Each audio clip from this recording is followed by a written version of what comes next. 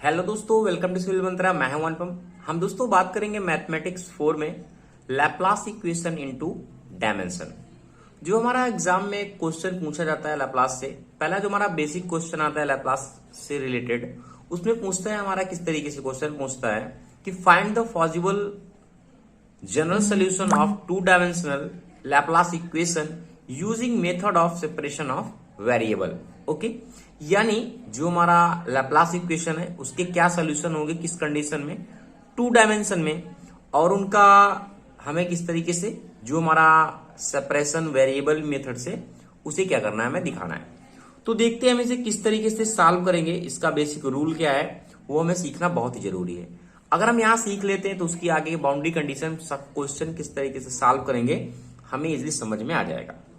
तो देखो, जो हमारा लैप्लास इक्वेशन होता है वो हमारा जनरल इक्वेशन क्या होता है इन टू डायमेंशन में, del u upon del x square plus del two y u, दोनों यू के सोल्यूशन होते हैं, और del y square equal to 0।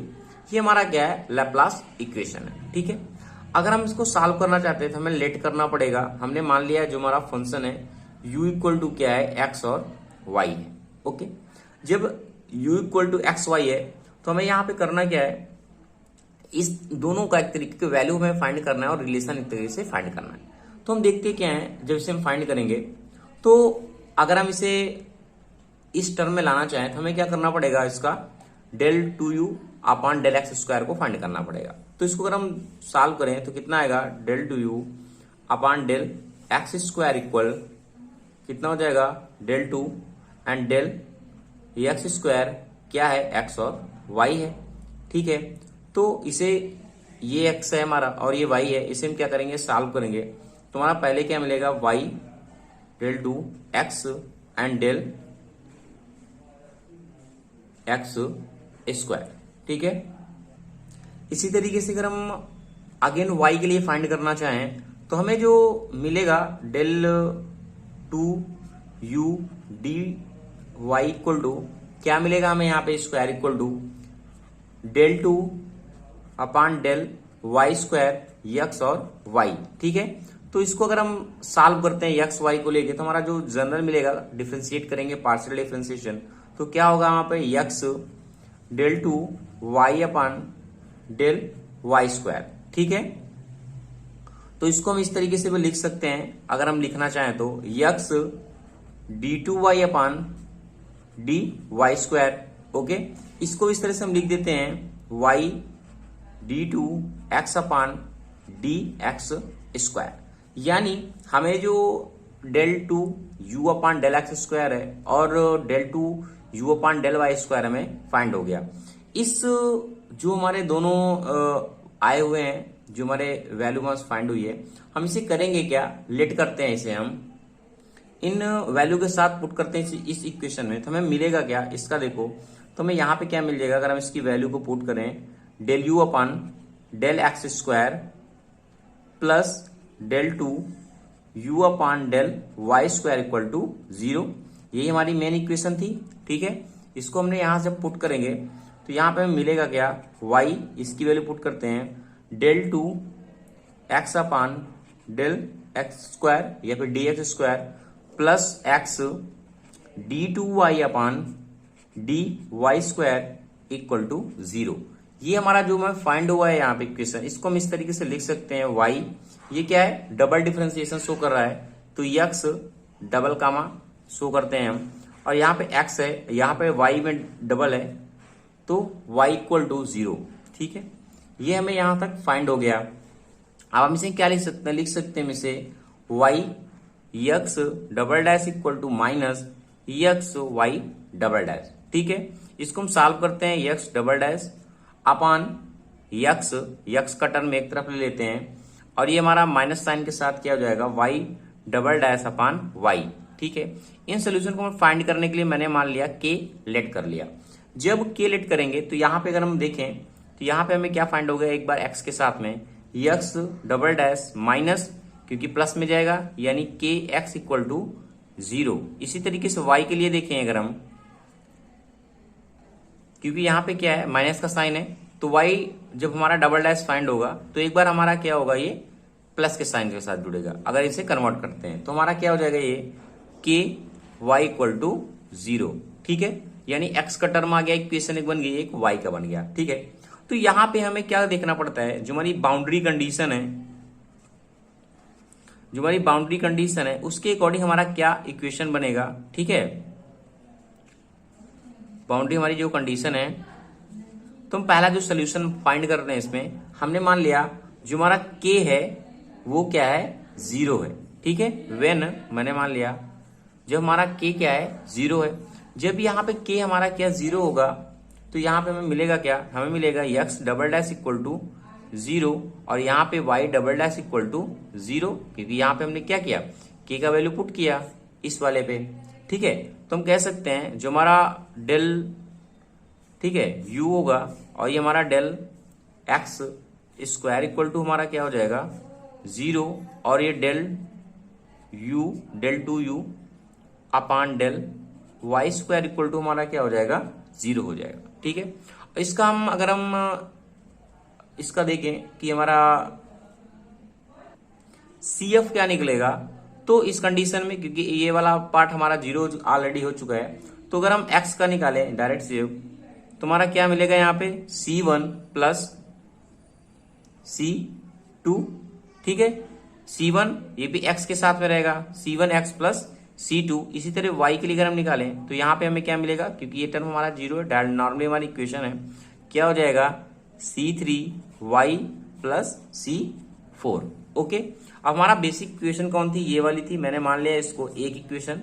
ठीक है, तो x और y का हमें वैल्यू फाइंड हो गया। तो हम देखते क्या है, जो हमारा सोल्यूशन u हमारा फाइंड हो रहा है इक्वल टू क्या है, एक्स वाई है। अगर हम एक्स वाई को लिखते हैं इस तरीके से तो यहाँ पे हमें क्या मिल जाएगा, C1x प्लस C2 और हमारा क्या मिल जाएगा C3y प्लस C4, यानी एक हमें सोल्यूशन यहाँ से ये वाला फाइंड हो गया। पहली कंडीशन में क्या था, जब हमने व्हेन k इक्वल टू 0 रखा था। नेक्स्ट देखते हैं, यहां तक आपको समझ में आ गया होगा। अब हम नेक्स्ट जो कंडीशन ले रहे हैं यहाँ पे, नेक्स्ट कंडीशन हम क्या ले रहे हैं यहाँ पे, मैंने मान लिया जब हमारा k क्या है वो क्या है, पॉजिटिव है। ठीक है, k क्या है हमारा, पॉजिटिव है, यानी हमने k इक्वल टू मान लिया p स्क्वायर ले रहे हैं। ठीक है, जब हम p स्क्वायर ले रहे हैं तो हमारा सोल्यूशन क्या बन जाएगा, x double dash minus p square, x equal to क्या हो जाएगा 0 हो जाएगा। और अगर हम y के लिए देखें तो y double dash plus p square y equal to 0 हो जाएगा। यही मिलेगा ना, क्योंकि ऑलरेडी देखो हमारा इक्वेशन क्या बन गई थी, यहाँ पे देखो, यहाँ पे ये वाली इक्वेशन रख, k की जगह हमने क्या रखा, p स्क्वायर रख दिया, तो यहाँ से हमें सोल्यूशन मिल रहा है इसका। आगे देखते हैं कैसे सॉल्व करेंगे। ठीक है, तो यहाँ पे सॉल्व करने के बाद देखो, अगर हम देखें इसको क्या लिख सकते हैं हम, डिफ्रेंशिएट करके d2 माइनस पी स्क्वायर, और इसे हम लिख सकते हैं x इक्वल टू 0। इसे मैंने d1 मान लिया, d1, और यहाँ पे जो हमारा d है वो क्या है, d अपान dx है। ओके, इसी तरीके से d1 मैंने माना d1 square minus plus p square, और ये हमारा क्या हो जाएगा y इक्वल टू 0, जहां हमारा d1 क्या है, d अपान dy है। यहाँ तो कोई प्रॉब्लम नहीं है आपको। ठीक है, इतना फाइंड करने के बाद अगर इसका हम पी आई देखें तो हमारा जो पी आई होगा क्या होगा, 0 होगा। तो डायरेक्ट हम क्या करते हैं, इसका सोल्यूशन फाइंड करते हैं। ठीक है, तो हमारा क्या हो जाएगा, ये हमारा कितना हो जाएगा, डी स्क्वायर इक्वल टू कितना हो जाएगा, पी स्क्वायर हो जाएगा। अगर हम देखें तो हमारा डी क्या निकलेगा, प्लस माइनस पी। ठीक है, और यहाँ पे देखो, यहाँ पे हमें क्या निकलेगा, यहाँ पे हमारा जो d1 स्क्वायर है plus p square equal to हमारा 0 था ना यहाँ पे, तो यहाँ पे हमारा जो d1 होगा वो क्या होगा, ऐसे इमेजिनरी इक्वेशन के तौर पे फाइंड होगा कॉम्प्लेक्स पे, तो हमारा क्या हो जाएगा, आई पी हो जाएगा। ओके, क्योंकि ये सोल्यूशन इस तरीके से आपको पता है निकालना। तो इस कंडीशन में जो हमारा सी एफ निकलता है, किस तरीके क्या निकलेगा, जो हमारा सी एफ निकलेगा फाइनली एक्स के लिए, वो क्या हो जाएगा, C1 e की पावर पी एक्स। अगर आपको नहीं समझ में आ रहा है कि सी एफ किस तरीके से निकालते हैं, क्या होता है, ठीक है, पी आई क्या होता है, तो ऑलरेडी मैंने इसके पहले पढ़ा चुका हूं। ठीक है दोस्तों, तो यहाँ पे बात करते हैं डायरेक्ट, इसका सोल्यूशन क्या निकल जाएगा, C1 e की power P x plus C2 e की पावर माइनस पी एक्स। ठीक है, ये हमें मिल गया। और यहाँ पे y के लिए अगर हम देखें तो हमारा जो सी एफ यहाँ पे निकलेगा वो क्या निकलेगा, C1, क्योंकि कॉम्प्लेक्स के फॉर्म है तो हमारा कॉस के टर्म में जाता है, cos P y plus C4, और यहाँ पे 3 होगा ना, 3 एंड 4, और ये हमारा कितना हो जाएगा साइन पी वाई।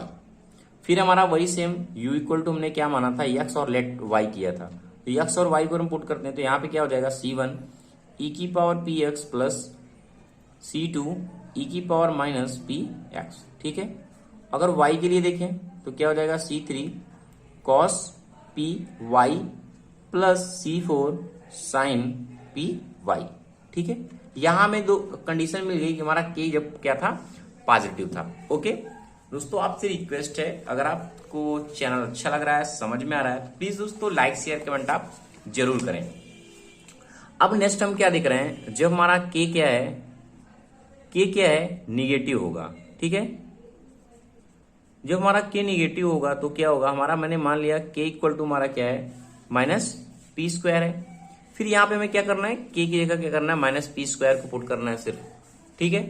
तो जब ये होगा तो मैं क्या क्या फाइंड होगा यहाँ पे, तो हमारा क्या होगा, x डबल डैश, अब ये माइनस के साइन में यहाँ पे क्या हो जाएगा, प्लस मिल जाएगा हमें, plus p square x equal to 0, और y के लिए y double dash minus p square y equal to में क्या मिल जाएगा, 0 मिल जाएगा। ओके, नेक्स्ट ये हमारा क्या है, यहाँ पे सोल्यूशन इसका हम फाइंड करते हैं, d2 प्लस पी स्क्वायर, और क्या हो जाएगा यहाँ पे x इक्वल टू क्या हो जाएगा, 0 हो जाएगा। जो हमारा d हमने माना है वो हमारा क्या, d अपन डी एक्स है, इसलिए इसको हमने d1 से कंसिडर कर लिया, माइनस पी स्क्वायर, और ये हमारा क्या हो जाएगा, y इक्वल टू 0 हो जाएगा। जहां हमारा जो d1 है वो हमारा क्या है, d अपन डी वाई है। ओके, तो यहाँ पे भी हम निकालते हैं इसका जो ai हमारा क्या निकलेगा, वो निकलेगा d2 plus p square equal to 0, ठीक है। तो अगर d के टर्म में देखें तो d equal to 0 plus complex i p हो जाएगा, और यहाँ पे हमारा क्या हो जाएगा, d1 square minus p square equal to 0, यानी d1 इक्वल टू निकलेगा प्लस माइनस p। ओके, इसका क्या करते हैं, CF फाइंड करते हैं कि हमारा CF फाइनली क्या निकलेगा, वह क्या निकलेगा, कॉम्प्लेक्स के फॉर्म में तो पता है आपको, C1 cos px होता है इसमें, और इसमें क्या हो जाएगा, C2 sin px। इसी तरीके से इसके लिए फाइंड करते हैं, ठीक है। तो इसमें क्या हो जाएगा, हमारा जो CF निकलेगा वो होगा C3 e की power p y plus C4 e की पावर माइनस p y, ठीक है। यहां तक आपको समझ में आ गया होगा। अब हमने माना क्या था, जो हमारा u था वो x और y था, तो x को भी मिल गया हमें, y भी मिल गया। तो हम देखते क्या है, यहाँ पे हमें मिल जाएगा C1 cos px plus C2 sin px, और हमारे यहाँ पे क्या मिल गया, C3 e की power py plus C4 e की पावर माइनस py, ठीक है। अगर हम देखें सारे सोल्यूशन को फाइंड करें कि हमारा जो इक्वेशन था लैप्लास का, जिसमें del 2u upon del x square plus del 2u upon del y square equal to 0 था, इसके सारे सोल्यूशन क्या फाइंड हुए थे, जो हमारा u x कामा y था, तो पहला हमें फाइंड हुआ था जो हमारा c1x प्लस c2 फाइंड हुआ था, और हमें क्या मिला था, c3y प्लस c4 मिला था, ठीक है। सेकेंड हमारा जो सोल्यूशन मिला था, इस सोल्यूशन की बात कर रहे हैं जो हमने पॉसिबल कंडीशन देखी थी, ठीक है। तो यहाँ पे हमें क्या मिला था, यहाँ मिला था हमें C1 e की power px plus C2 e की पावर माइनस px, ठीक है, और C3 cos py plus C4 sin py।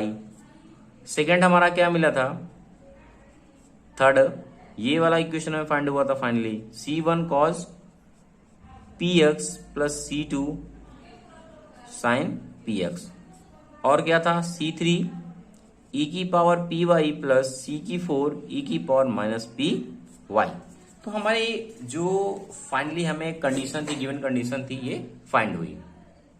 ये जो हमारे 3 सोल्यूशन हमें फाइंड हुए हैं, ये हम क्वेश्चन के अकॉर्डिंग देखते हैं कि हमारा जो फिजिकल नेचर के अकॉर्डिंग कौन सा कंसिस्टेंट करेगा, और उस बाउंड्री कंडीशन के अकॉर्डिंग क्या करेंगे, इन सोल्यूशन का हम यूज करेंगे। मोस्ट ऑफ द अगर हम देखें तो हमारा जो थर्ड वाला सोल्यूशन है, यही यूज होता है बाउंड्री कंडीशन के अकॉर्डिंग। हम नेक्स्ट में डिस्कस करेंगे कि किस तरीके से हम क्वेश्चन में देखेंगे कि हम कौन सा जो सोल्यूशन है लेंगे। ओके, तो ये दोस्तों आपका 10 नंबर का यहां से फिक्स हो गया। अगर आगे वाला क्वेश्चन भी आता है तो वहां भी 10 नंबर का आपको बाउंड्री कंडीशन गिवन होगा और क्वेश्चन पूछा जाएगा। Thank you watching this video दोस्तों। अगर आपको ये वीडियो अच्छा लगा हो तो प्लीज दोस्तों चैनल को लाइक शेयर कमेंट आप जरूर करें।